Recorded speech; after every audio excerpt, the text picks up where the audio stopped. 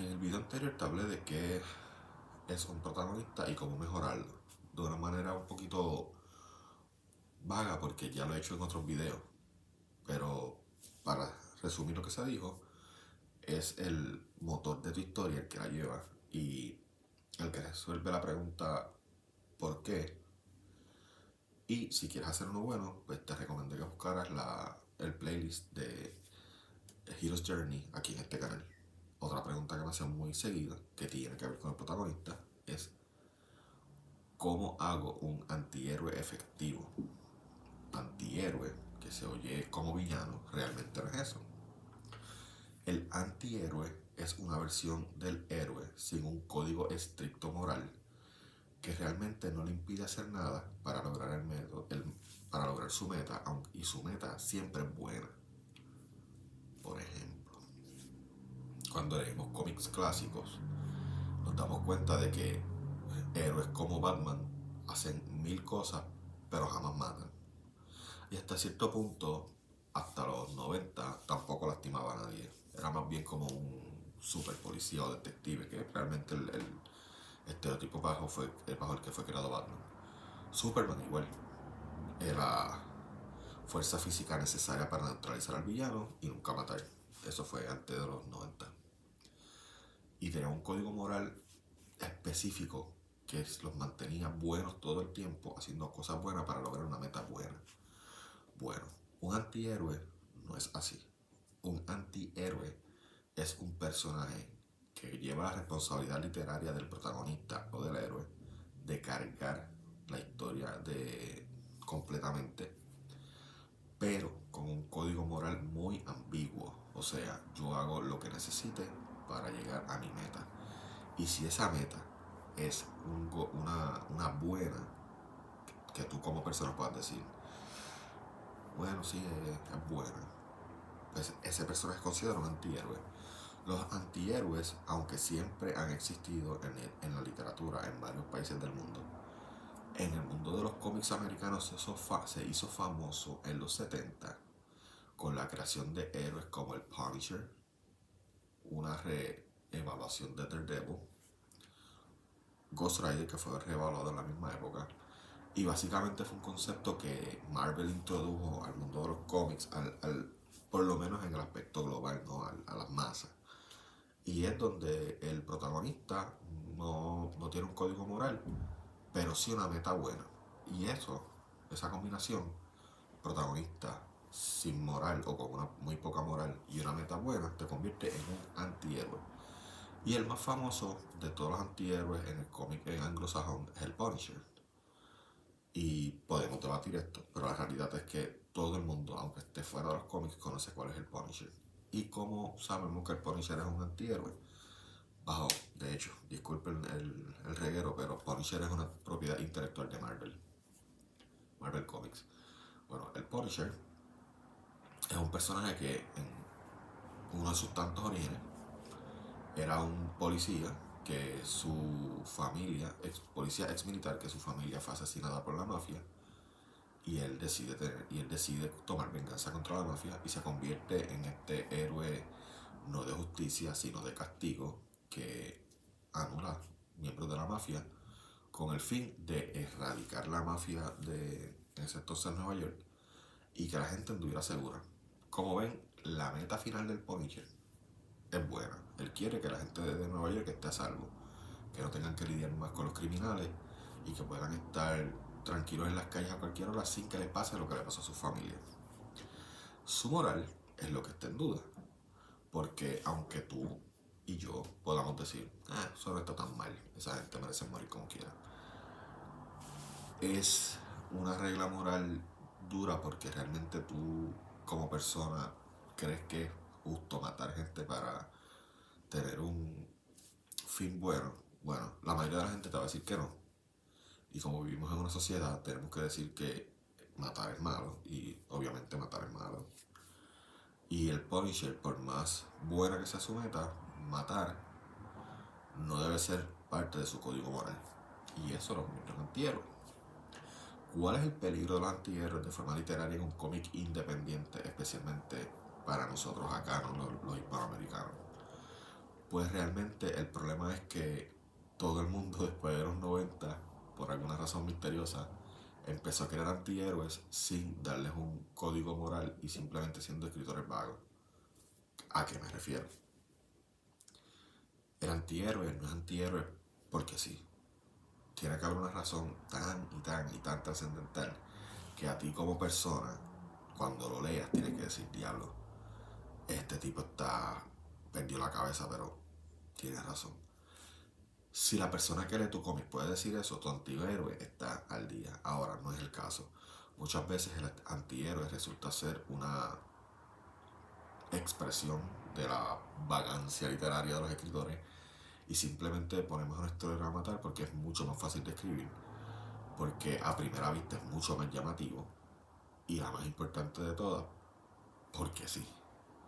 Entonces, cuando creamos un personaje de esa índole, pues nos damos cuenta de que la historia sufre porque un antihéroe o un protagonista que, por ejemplo, que mata, aunque pueden hacer muchas cosas malas, y solamente tiene que matar. Un antihéroe un protagonista que mata significa que vas a tener que tener un villano desechable o un antagonista desechable.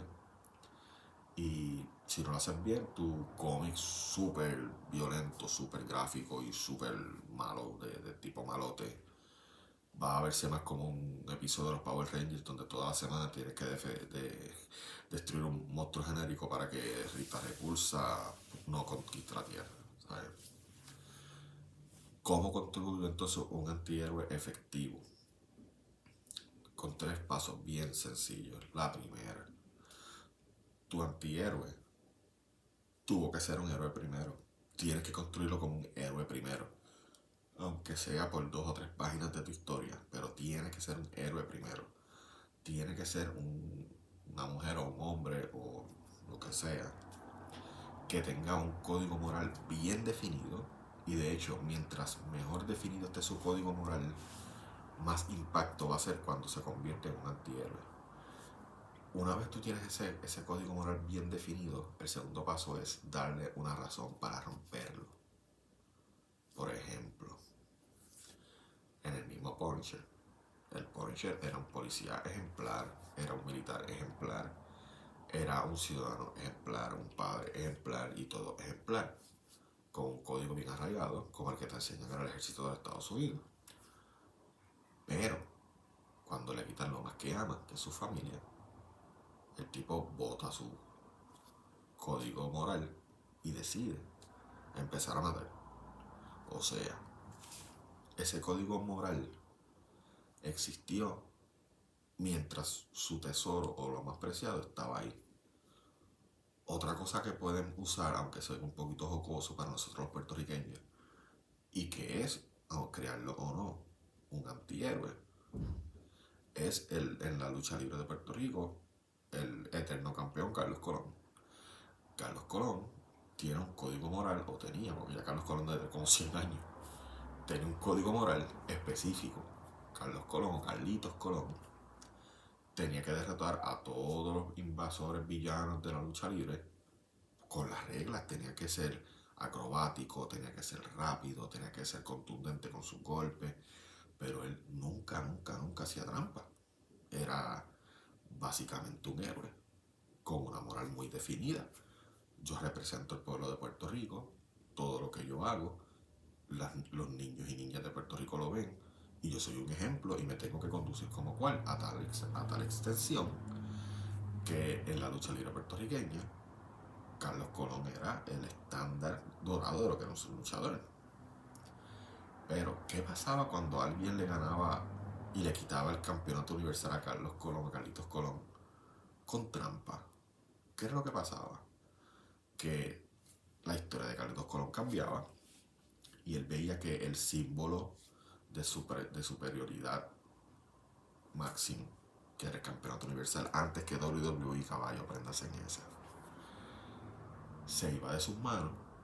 El villano lo primero que hacía en una entrevista diciendo que ese título, ese cinturón era una porquería, que él no hacía nada con eso, que él odiaba el título y a todos los puertorriqueños. Y ahí es que tú cruzas la línea. Porque al tú decir que tú odias a los puertorriqueños, Carlitos Colón tiraba su frase famosa de voy a tirar el libro de reglas al zafacón. y Carlos Colón se volvía el luchador más sanguinario que había en la compañía. Los que, al igual que yo, crecieron en Puerto Rico en los 80 y 90 saben que las luchas de ECW y todas estas compañías sangrientas no tenían nada que buscar con la lucha en Puerto Rico en los 80, pero nada. Y que el peor luchador y el más malo y el más despiadado y el más sanguinario era Carlitos Colón cuando estaba en una lucha sin descalificación. De hecho, su frenemy era Abdullah the Butcher. Y todos sabemos el historial de Abdullah the Butcher en la lucha libre. Digo los fanáticos, ¿verdad? Disculpen los que no lo son. Pero busquen un poquito por internet para que sepan por qué lo estoy usando como ejemplo. Y se van a dar cuenta que él se convertía del héroe estereotípico de Puerto Rico a un antihéroe. Y una vez lograba la meta, que era sacarle el cinturón de las manos a ese villano y devolverle el honor y el orgullo a la tierra de Puerto Rico, él volvía a hacer su cosa normal. A los que les gusta la lucha libre japonesa, algo parecido pasó con Jushin Tiger, Tiger Liger, algo así se llama el tipo. Jushin Thunder Liger, whatever, ustedes me entienden. Él era un héroe en la lucha japonesa y una vez llegó a tal nivel de frustración porque le hacían tantas trampas y tanta cosa que él se convierte en Shin Jushin Liger. Y eso pasó creo que 1 o 2 veces nada más porque el código moral de Jushin es demasiado fuerte. Pero es lo mismo. Entonces, retomando el cómic, si tú tienes en 2 o 3 páginas el héroe perfecto y le pasa algo tan y tan y tan malo, que es que él tiene que romper su propio código moral para llegar a su meta, vas a haber completado la segunda fase de un antihéroe de una forma efectiva. Y la tercera y la más importante,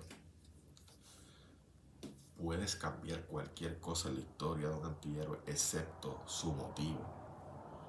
Si el motivo deja de ser bueno, ya no es un antihéroe. Y tiene que ser un motivo bueno para la sociedad, no bueno para él. No es como, yo quiero dejar de ser pobre por cualquier método necesario, me voy a dedicar a mandar a gente a robar banco. No, ya eres un villano, ya no eres un... pero es bueno para el héroe, claro. Un motivo egoísta no te convierte en un héroe. Un motivo altruista o desinteresado sí te convierte en un héroe. Y tener esas definiciones te van a ayudar muchísimo a corregir tu antihéroe y a tener un mejor cómic. Esto no te lo digo porque me creo que sepa más que tú. Te lo digo porque realmente quiero que aprendamos los unos de los otros y en un futuro no muy lejano cambiar mi colección, que aunque no se ve sigue aquí. Verso. Cosas de Hispanoamérica, los llevo.